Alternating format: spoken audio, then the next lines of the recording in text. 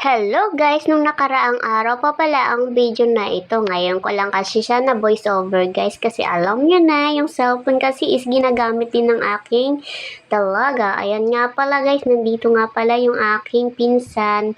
Tapos yung pamangkin ko is kakauwi lang galing trabaho. Magluluto nga pala ako ngayon guys ng it's kabitsing it's isda. Ayun nga pala guys, na-prito ko na pala siya. Tapos nagisa nga pala ako dyan ng ginamos guys.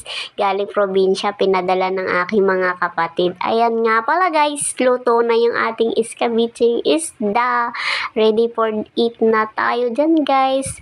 Pinauna ko na rin palang pakainin yung aking pinsan guys, aking pamangkin. Ayan, for the kain na nga pala sila dyan guys. Kain tayo. Tapos dumating na rin pala yung aking Diyosawa guys. Kaya ayan, sabi ko sa kanya is sumabay na rin siyang kumain. Ayan, nagtago pa talaga yung pamangkin ko guys. Takot na takot siyang bibidyoan ko. Ayan guys, nagsandok na rin pala yung aking Diyosawa dyan kasi nagugutom na nga daw siya.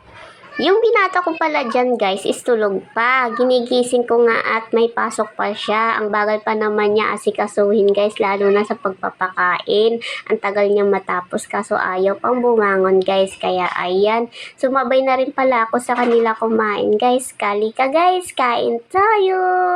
Salamat sa panunood guys. Hanggang dito na lang yung video ko.